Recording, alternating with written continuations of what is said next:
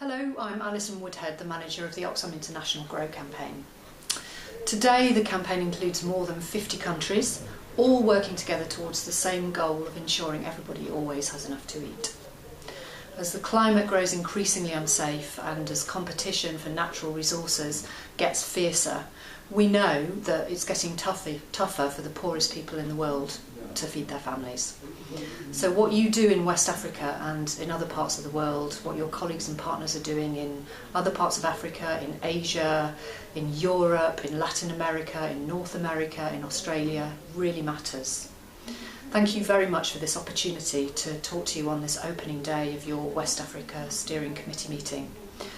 This is a really important moment for the Grow campaign because in January next year we're going to be finalising the framework for the campaign for 2016 to 19. As you know, we've been consulting with all Grow countries and affiliates and we'll draw on that rich information to agree the global campaign framework. We've made good progress, but there's still more to do, in particular on the public campaign side, so the ways that we engage ordinary people around the world. So your meeting comes at a really good time. The West Africa regional team and country teams have always been Grow pioneers, and I've been really impressed with the way that you've used the full campaign toolbox, from policy papers and lobbying on the right to food, to engaging the public by working with famous musicians, video competitions for young people, the collaboration with the now famous Kudu de Faso Food Fair, I hope I've pronounced that correctly, and by mounting mass petitions like the one that raised 2 million signatures for the Where's My 10% campaign. Of course, there's been lots of inspiring work in other parts of the world as well, including winning legislation to protect the right to food in Peru and India, supporting community land rights struggles across Latin America and in parts of Africa, and campaigning in Europe, North America, Brazil and Cambodia, amongst other places, to change the way the biggest food companies do business. Grow has always been different to other Oxfam campaigns. From the start, it was conceived as a way to build movements. Oxfam's the convener, but the campaign is only as strong as the relationships that we have with others. We're working with literally hundreds of organisations and networks around the world, including farmers' organisations, community land struggles, networks of rural women, INGOs working on social and environmental justice, youth movements, food movements and many others. And we're also a very diverse campaign.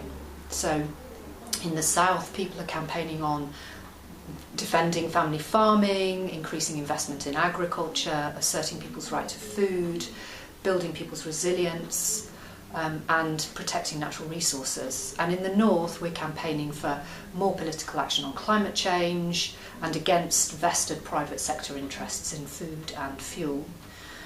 And at times we come together as one campaign. So the People's Climate March that just happened in September in New York saw 400,000 ordinary people take to the streets with solidarity events in about 162 other countries. It was all about climate change, but it was all about the way that people experience climate change in their own lives, which was different in different places. But the really important thing for us was that Oxfam was at the heart of that. So our diversity can be a great strength, but it can also be a challenge because I think it can dilute our impact. So, I think that's something to think about during your meeting, and I think that sometimes we are just better when we act together. The Grow campaign is both an online and an offline campaign, and in many countries we're making really impressive use of mobile technology and social media to engage our targets and our publics. And we're also doing traditional grassroots mobilisation and a huge amount of direct advocacy, so it's a bit of both. And it's really important that we keep that mix of offline and online influencing, and that we keep up with the opportunities that technology offers us as a campaign. So what happens next? Well, in 2015, we'll continue with much of our current great campaigning, south and north, but we will have a particular focus on climate change because of the opportunity that's presented by the Paris COP at the end of the year, both in terms of the political space that opens, but also the public space, as we saw in the rallies in New York and other countries.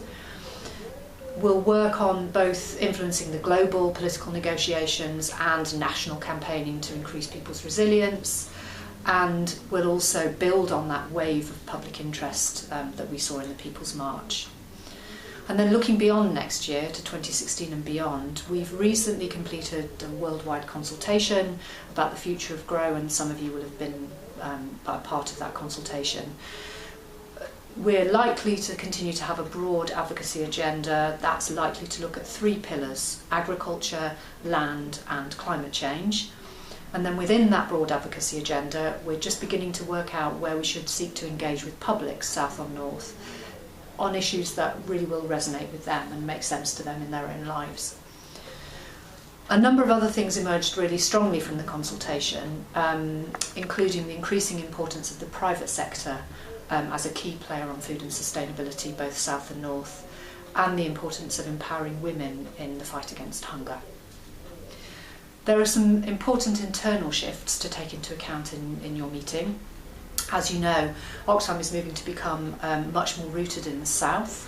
There'll be a Southern OI Secretariat, more Southern affiliates and simpler structures. Oxfam is also increasingly focused on influencing. That means challenging the powerful and making sustainable change happen that will benefit the poorest.